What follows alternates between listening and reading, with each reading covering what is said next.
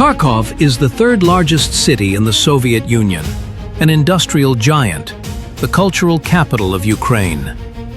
On the eve of the war, over 800,000 people lived here. Dozens of factories operated, including the famous tractor plant, which also produced T-34 tanks. It is not surprising that Kharkov occupied a special place in Hitler's plans. It was not just a large industrial center, but also a key transport hub, opening the way to Donbass and the Caucasus. The city changed hands 3 times, becoming a symbol of fierce confrontation. For the first time, Kharkov was captured by the Germans in October 41, after bloody battles. In February 43, Soviet troops liberated the city during the winter offensive, but could not hold it. Already in March, the Wehrmacht regained control over Kharkov. 16 months of occupation became a real tragedy for Kharkov residents. Tens of thousands of civilians were killed. Many were driven to forced labor in Germany. The mere mention of Drobytsky Yar, where thousands of Kharkov Jews were mercilessly killed, sends shivers down one's spine. By the summer of 43, the city lay in ruins, but continued to remain a powerful, fortified area, which the Germans called the Eastern Wall, the last line of defense before the Dnieper. By August 1943, the strategic situation on the Soviet-German front had fundamentally changed. The victory in the Battle of Kursk became a turning point not only in the Great Patriotic War, but in the entire Second World War. For the first time, the Red Army managed to crush a major enemy offensive in the summer, preventing its deep advance, and then seize the initiative and launch a decisive counteroffensive. The strategic initiative finally passed into the hands of the Soviet command, opening new opportunities for developing success. The Kharkov direction appeared particularly promising. After the defeat of German troops in the Oral and Belgorod areas, a breach formed in the enemy's defenses, which could be used for a swift advance to the southwest. The liberation of Kharkov, the largest industrial center and a vital transport hub, would not only restore control over a strategically important region, but also create a springboard for further offensive towards the Dnieper. The balance of forces at this point favored Soviet troops. The Voronezh and Steppe fronts, which were to carry out the operation to liberate Kharkov, numbered over 900,000 men, 1,400 tanks and self-propelled guns, and 12,000 artillery pieces. They were opposed by the German Army Group South under the command of Field Marshal Erich von Manstein. About 350,000 soldiers and officers, 600 tanks and assault guns, and 3,000 artillery pieces. Soviet superiority was evident. In manpower, almost threefold. In tanks, more than twofold. In artillery, fourfold. However, German troops occupied well-prepared defensive positions, having created a powerful fortified area around Kharkov with several lines of defense, minefields, anti-tank ditches, and firing points. The Soviet command's plan in the context of the 1943 summer campaign was ambitious and far-sighted. The operation to liberate Kharkov was to be not just a local victory, but part of a general strategic offensive on the southern flank of the Soviet-German front. The ultimate goal was to cross the Dnieper and liberate left bank Ukraine before the autumn mud season set in. After the defeat of German troops in the Battle of Kursk, the Stavka of the Supreme High Command began a detailed development of the plan for the operation to liberate Kharkov. On July 23, 1943, Stalin held a meeting with Georgy Zhukov, Alexander Vasilevsky, and the front commanders. At this historic meeting, the code name for the operation was born: Commander Rumyantsev, in honor of the outstanding 18th-century Russian commander Pyotr Rumyantsev, renowned for his victories over superior enemy forces. The main strike was decided to be delivered by the forces of the Voronezh front, under the command of General Nikolai Vatutin from the Belgorod-Kharkov direction. The Steppe front, under the command of General Ivan Konev, was to advance from the northeast, creating a threat of encirclement for the enemy's Kharkov grouping. This decision ensured the concentration of forces in the direction of the main strike and allowed the use of the operational space formed after the defeat of the Germans near Belgorod. The front commanders presented their considerations for the operation. Vatutin proposed an unconventional solution. Instead of a traditional frontal offensive along the entire line of contact, to concentrate the main forces on a narrow breakthrough sector only 15 kilometers wide. This allowed for the creation of a decisive superiority in forces in the direction of the main strike, 5 to 6 times in manpower and up to 10 times in artillery and tanks. A key element of the plan was a new artillery preparation scheme. Instead of a prolonged fire raid that would unmask the direction of the strike, it was decided to conduct a short but exceptionally powerful artillery preparation, lasting only 50 minutes. At the same time, the density of artillery in the breakthrough sector reached an unprecedented 200 to 230 barrels per kilometer of front. Special attention in the plan was given to the actions of tank and mechanized corps. For the first time, it was intended to introduce them into the breakthrough not after the complete overcoming of the enemy's tactical defense zone, but immediately after breaking through the first line. This was supposed to sharply increase the tempo of the offensive and prevent the enemy from organizing defenses on intermediate lines. By August 1943, Army Group South, under the command of Field Marshal Erich von Manstein, still represented a formidable force. Despite the heavy defeat in the Battle of Kursk, German troops maintained high combat effectiveness and discipline. The group included the 4th Panzer Army, Army Detachment Kempf, and the 8th Field Army, a total of 15 infantry, 4 panzer, and 2 motorized divisions. Elite SS Panzer divisions, Reich, Totenkopf, and Viking, equipped with the latest Tiger and Panther tanks, represented a particular striking power. The German defense around Kharkov was organized according to the classical principle of echeloned depth. It consisted of 3 belts, each up to 6 kilometers deep. The first belt included 3 lines of full-profile trenches connected by communication trenches. Minefields, wire entanglements, and anti-tank ditches were installed in front of the forward edge. Special attention was paid to anti-tank defense. In tank-hazardous directions, the density of anti-tank weapons reached 20 guns per kilometer of front. The second defensive belt ran 8 to 15 kilometers from the first and relied on pre-prepared strongpoints. The third belt encompassed the city itself, which had been transformed into a true fortress. Stone buildings were adapted for all-around defense. Streets were blocked by barricades, and pillboxes and bunkers were equipped at intersections. Building basements were connected by underground passages, creating a complex network of shelters for troops. The morale of German troops at this time remained mixed. On the one hand, the defeat at Kursk and the general deterioration of the situation on the Eastern Front caused alarm and uncertainty about ultimate victory. Notes of pessimism increasingly appeared in intercepted letters from German soldiers. On the other hand, discipline and fighting spirit in most units, especially in the elite SS divisions, remained high. German soldiers still believed in Manstein's military genius, capable of rectifying the situation even in the most difficult circumstances. Field Marshal Manstein perfectly understood the strategic importance of Kharkov. In his memoirs, he called the city the gateway to southern Russia. The German command's plan envisaged stubborn defense on pre-prepared lines with counterattacks by mobile reserves on the flanks of the advancing Soviet troops.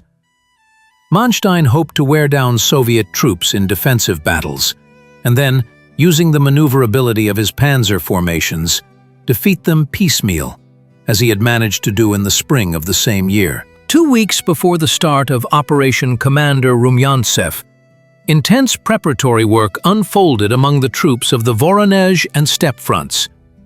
Front commanders, Generals Vatutin and Konev, personally supervised this process, understanding that the success of the future offensive was being laid right now. Staffs worked around the clock, clarifying plan details and organizing interaction between units and services. Paramount importance was given to engineering reconnaissance.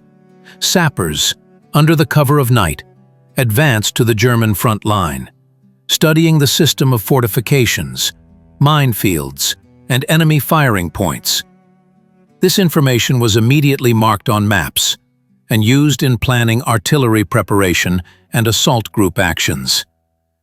It was discovered that the Germans had created particularly dense minefields in tank-dangerous areas, up to 2,000 mines per kilometer of front. Special attention was paid to camouflage. To conceal the true direction of the main thrust from the enemy, demonstrative troop redeployments were carried out in secondary sectors. During daylight hours, the movement of large vehicle columns was prohibited. All movements were carried out only at night. Tank and mechanized corps, intended for developing the breakthrough, were concentrated in depth, 20 to 30 kilometers from the front line, carefully camouflaged in forested areas. In parallel, extensive work was underway to provide logistical support for the operation. Railway workers and motorists delivered ammunition, fuel, and provisions to the front around the clock. By the start of the offensive, 3 to 4 ammunition sets, 5 to 6 fuel refills, and a 20-day supply of provisions had been accumulated in warehouses. These reserves were created, taking into account the bitter experience of previous operations, when offensives often faltered precisely due to a shortage of ammunition and fuel. Invaluable assistance in preparing the offensive was provided by partisans. Detachments operating behind enemy lines regularly transmitted intelligence about the movements of German reserves and the locations of headquarters and warehouses. Particularly valuable was information about the approach of fresh units from Germany and from other sectors of the front. Partisans also prepared for active operations on enemy communications with the start of the Soviet offensive.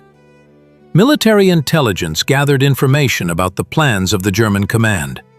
Thanks to the capture of tongues, German officers, it was established that the enemy expected a Soviet offensive, but mistakenly believed that the main blow would be struck north of Kharkov. This delusion of the German command was to be exploited during the operation. By the summer of 1943, Soviet offensive tactics had undergone radical changes. While at the beginning of the war, offensives often stalled due to a lack of coordination between branches of service, a coherent system for breaking through fortified enemy defenses had now been developed. This evolution was the result of the bitter experiences of the first years of the war, when every victory came at an enormous cost. A fundamentally new element was artillery preparation. Abandoning multi-hour bombardments, which merely unmasked the direction of the main thrust, Soviet command shifted to the concept of the rolling barrage, a short but exceptionally powerful artillery preparation lasting only 40 to 50 minutes, unleashed such a concentration of fire on the enemy that it literally swept away their forward edge. At the same time, the density of artillery and breakthrough sectors reached 200 to 300 barrels per kilometer of front, an unprecedented concentration.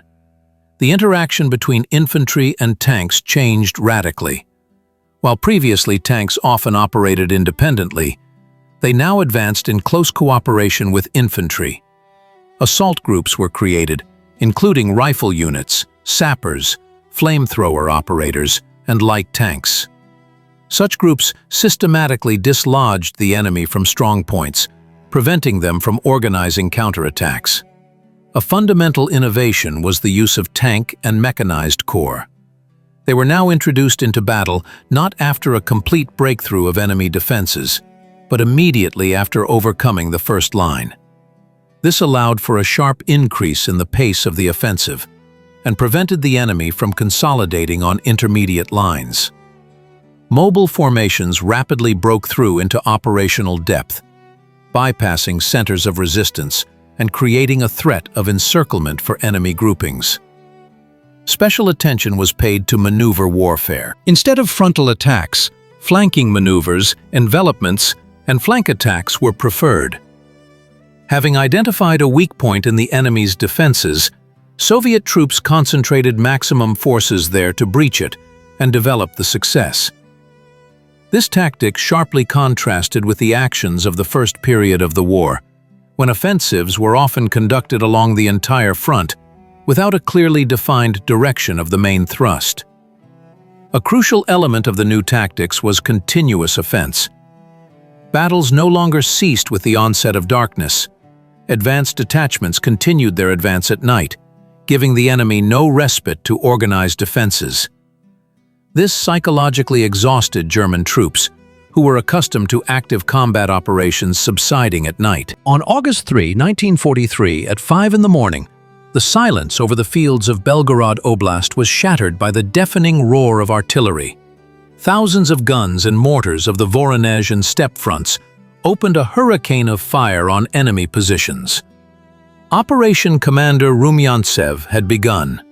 The earth trembled, the sky was covered with smoke and dust. During 50 minutes of artillery preparation, more than 500,000 shells and mines rained down on the Germans.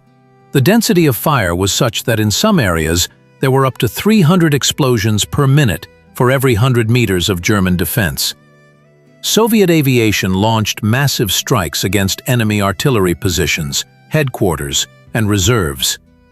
The German defense literally drowned in a fiery whirlwind. Prisoners later recounted that they had never before been subjected to such a powerful fire assault.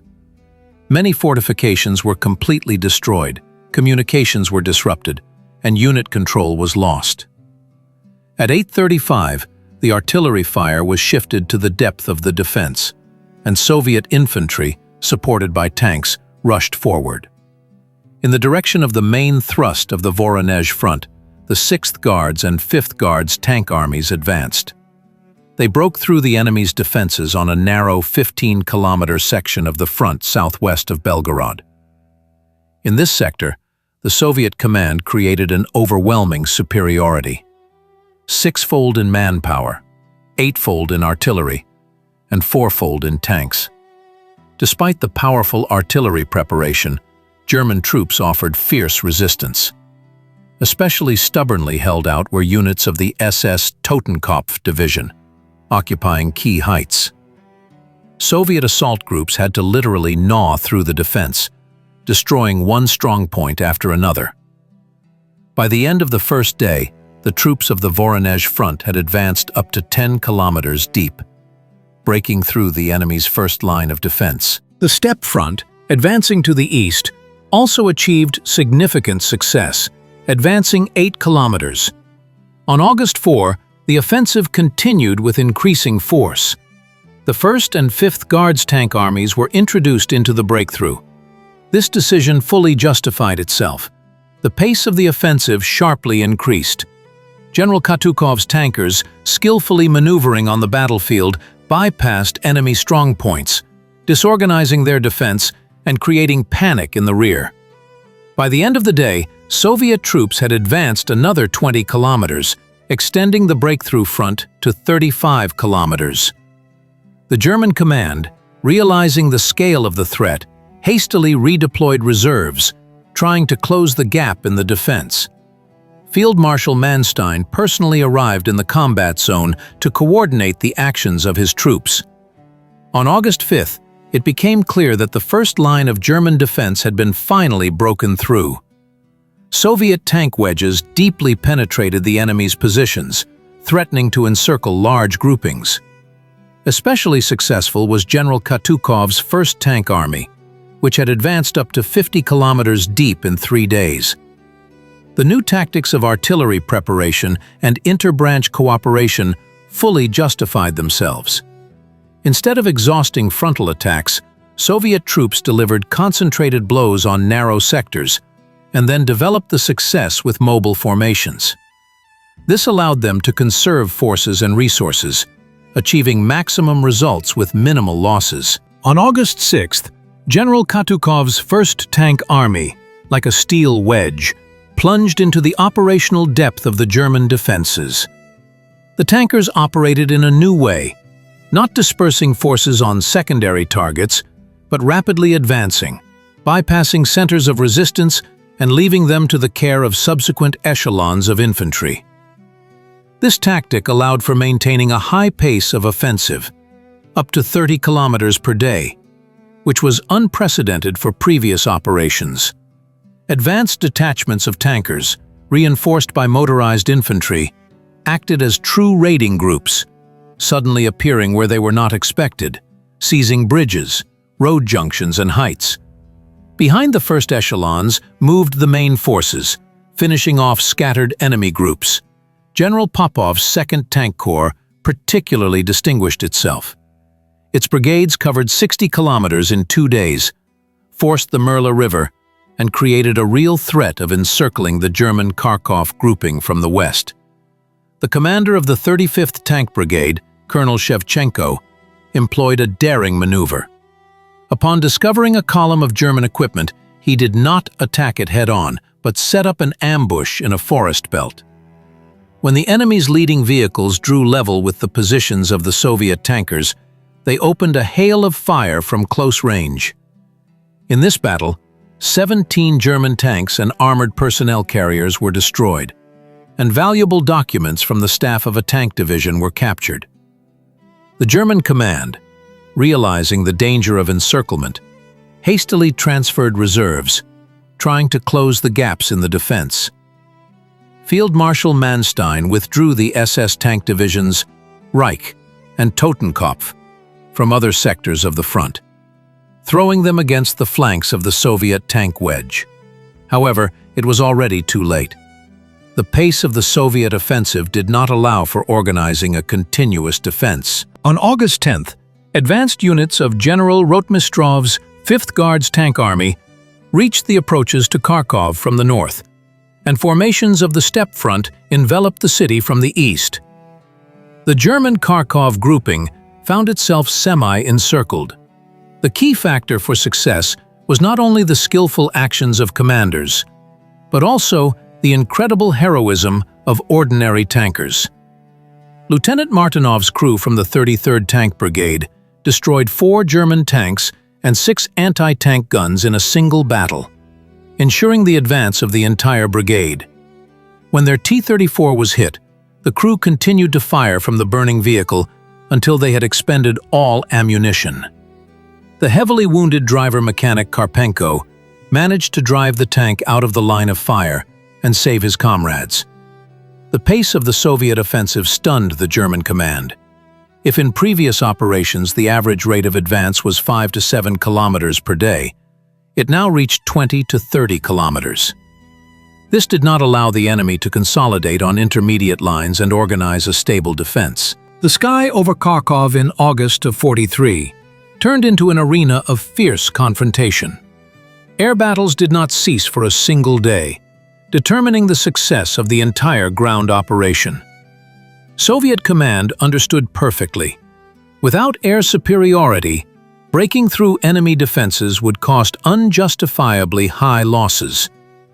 By the beginning of Operation Commander Rumyantsev, the balance of power in the air favored Soviet aviation.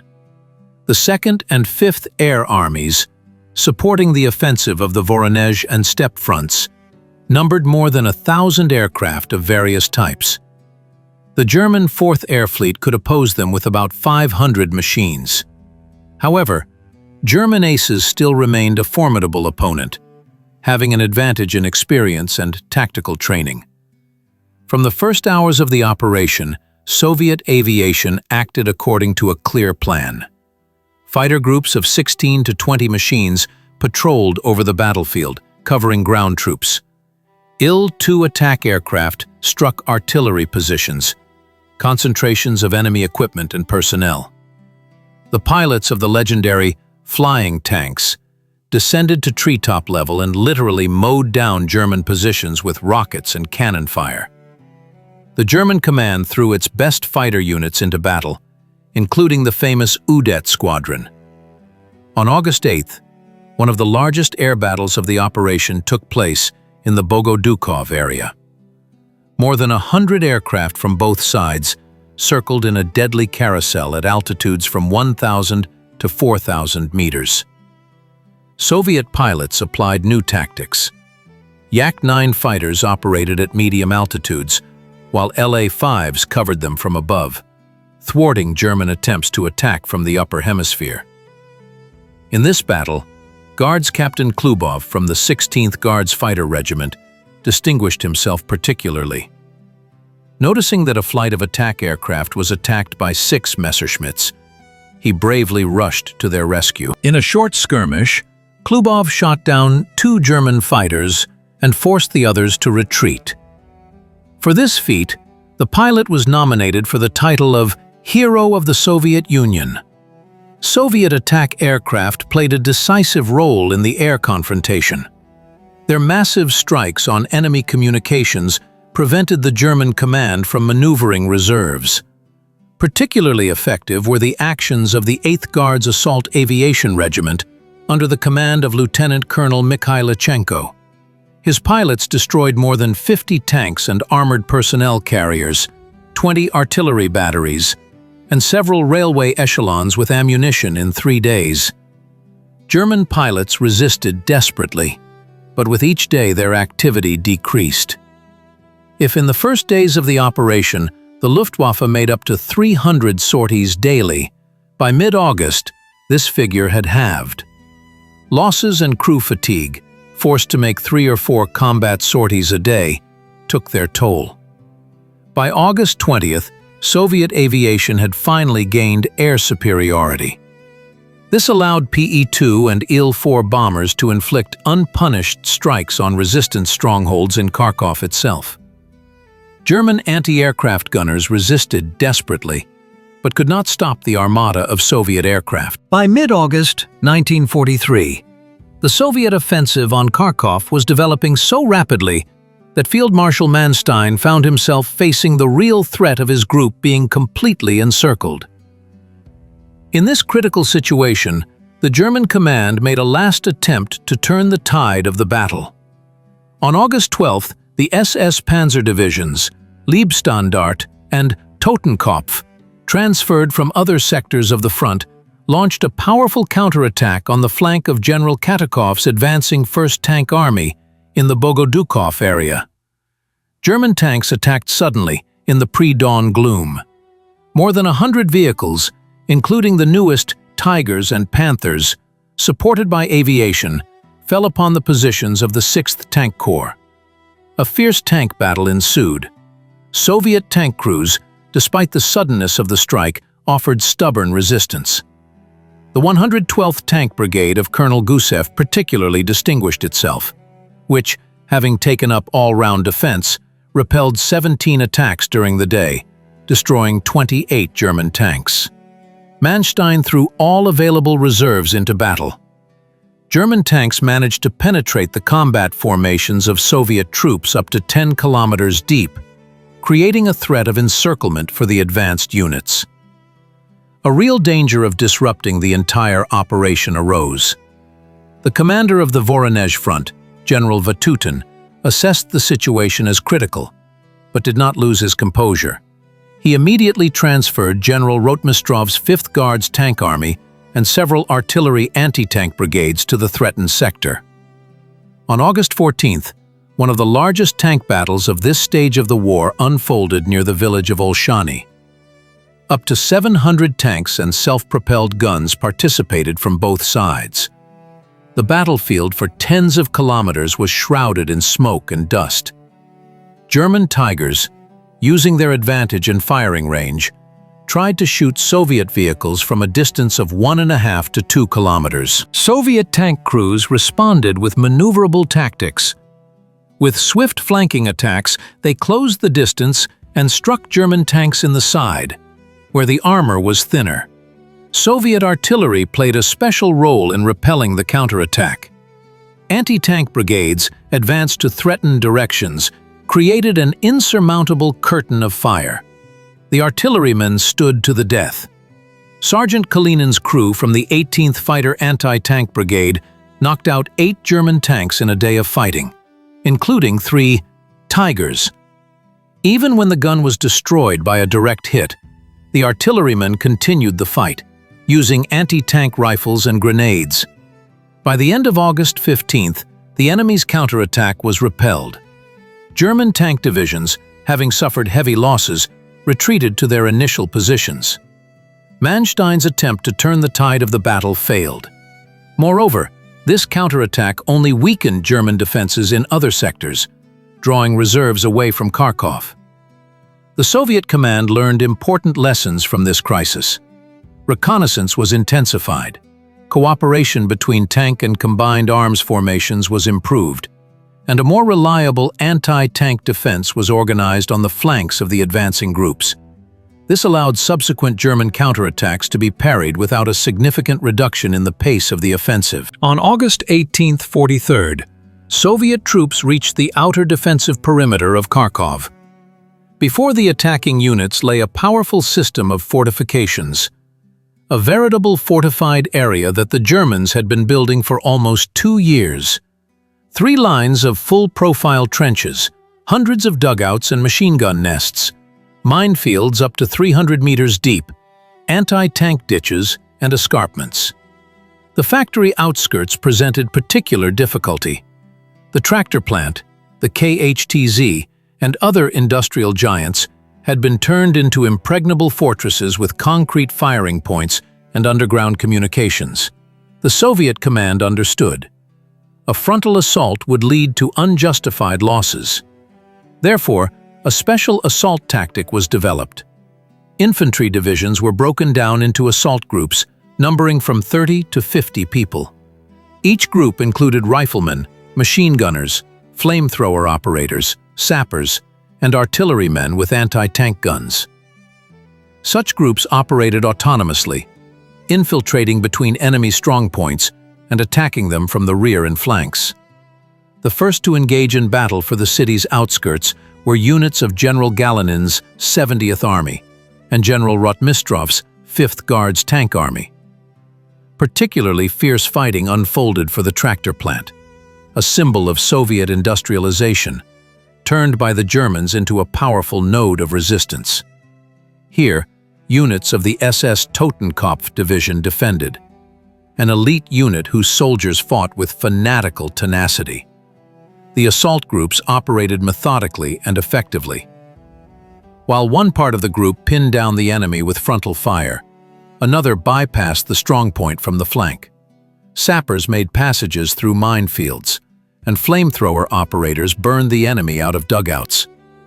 Artillerymen wheeled guns into direct fire positions and shot at the embrasures of concrete shelters. Artillery played a special role in the assault on urban fortifications. On the outskirts of Kharkov, up to 200 guns per kilometer of front were concentrated. They fired direct fire, destroying enemy fortifications. The regiments of rocket artillery, the legendary Katyushas, acted effectively. Their salvos literally swept away entire blocks of German defense, creating panic among the city's defenders. The Germans resisted desperately. Every house, every factory workshop had to be taken by storm. The enemy widely employed fire ambushes, mining, and snipers. Particularly dangerous were the roaming firing points, machine guns and anti-tank guns that constantly changed positions, suddenly opening fire from unexpected directions. On August 20th, fierce battles unfolded for Kholodnaya Gora, a hill on the western outskirts of the city, dominating the surrounding area. Here, the Germans had created an especially powerful defensive node. The assault began at dawn, after a powerful artillery preparation. Battalions of the 227th Rifle Division attacked the height from 3 sides.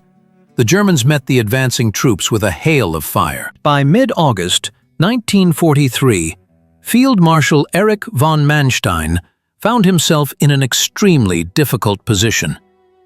The rapid advance of Soviet troops posed a real threat of encirclement for the entire Kharkiv grouping. The experienced strategist faced an agonizing dilemma: continue to hold the city risking the loss of entire divisions, or retreat, preserving combat-ready units for further struggle. Hitler, at his Wolf's Lair headquarters, categorically demanded that Kharkiv be held at all costs. In a telephone conversation with Manstein, the Führer called the city the cornerstone of the entire Eastern Front and declared that its surrender would be tantamount to a catastrophe. Manstein, however, saw the situation differently. As a talented commander, he understood that stubbornly clinging to the city could lead to a repeat of the Stalingrad tragedy.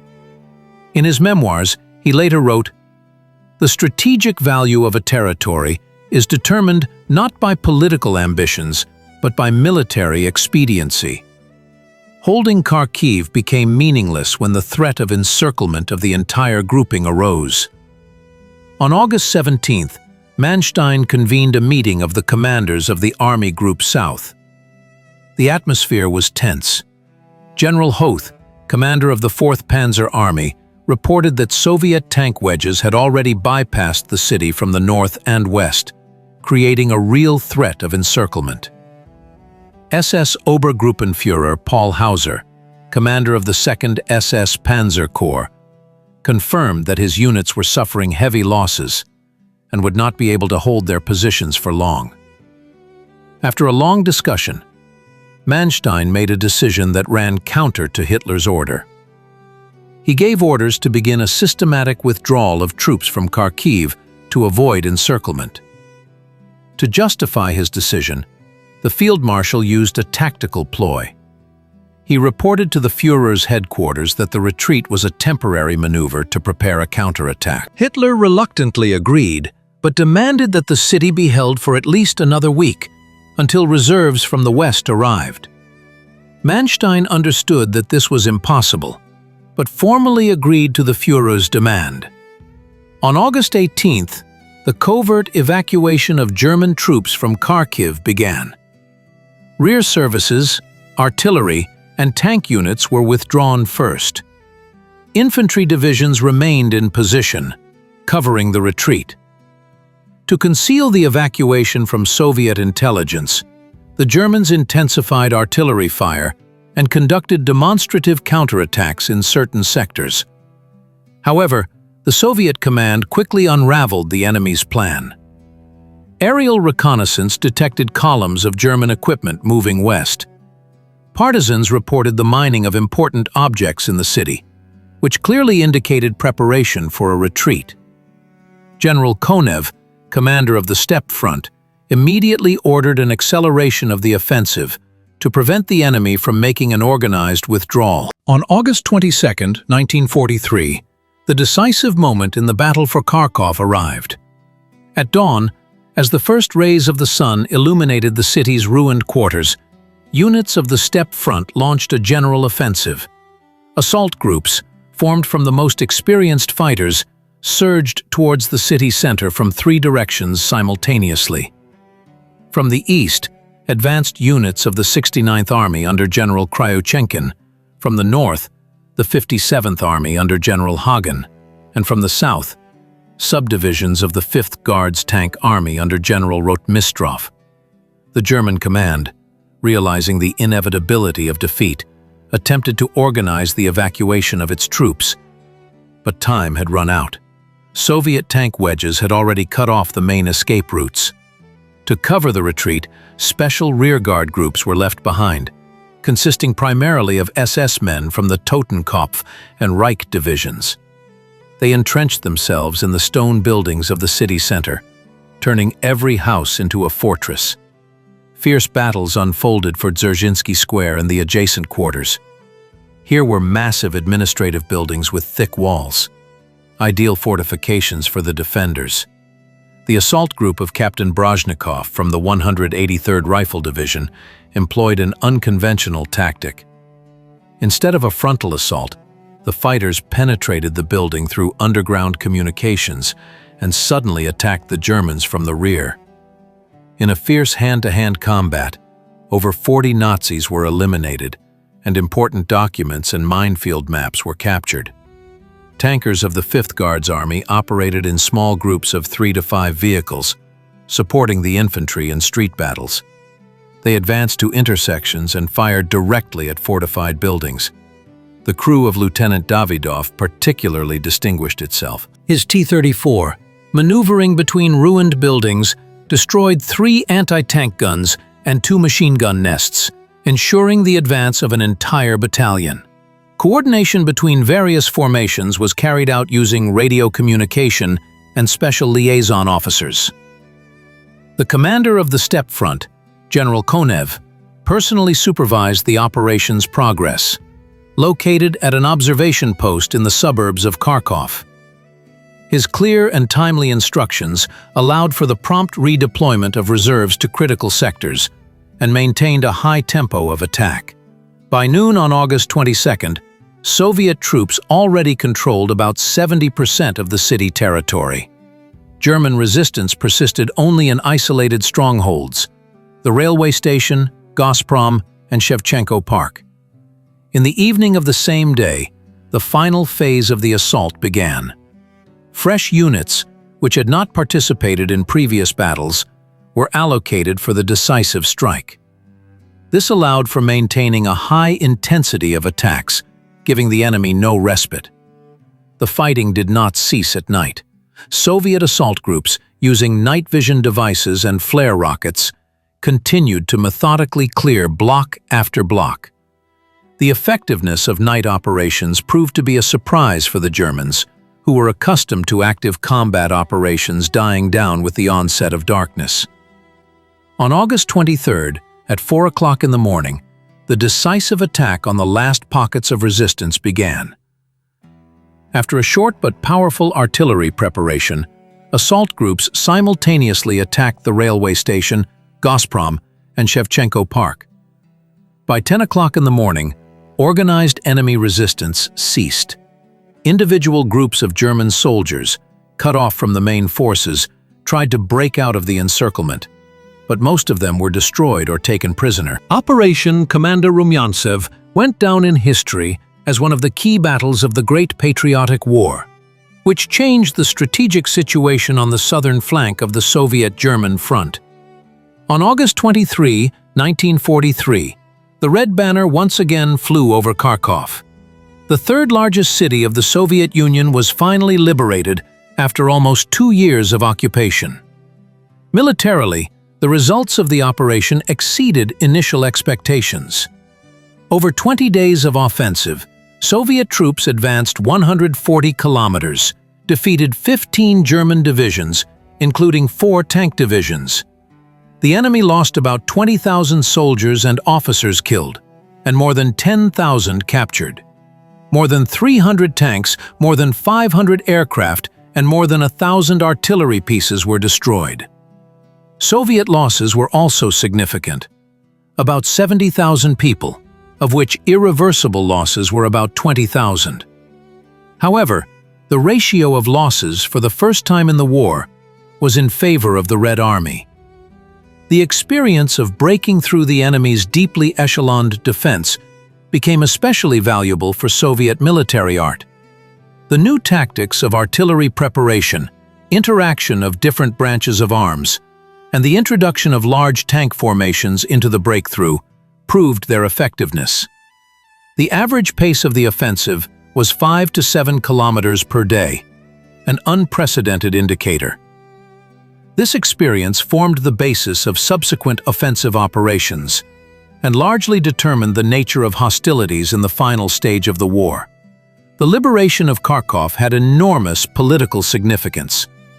This was the first major victory after the Battle of Kursk, clearly demonstrating that the strategic initiative had finally passed to the Red Army.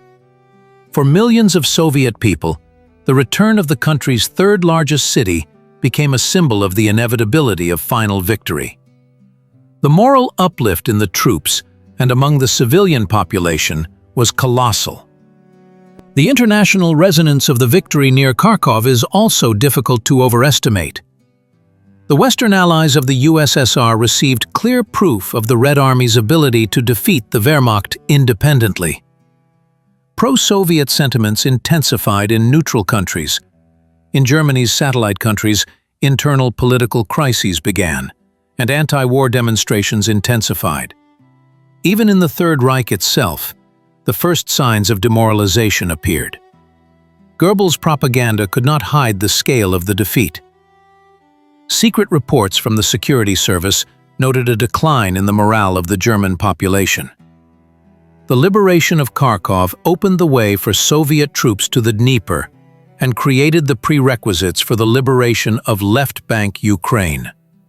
Within a month, advanced units of the Red Army reached the Eastern Wall, the last line of German defense before the Dnieper.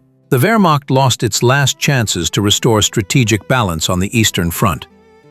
The irreversible process of expelling the invaders from Soviet soil began. Operation Commander Rumyantsev left an indelible mark on the history of military art, becoming a true laboratory for new tactical and strategic solutions.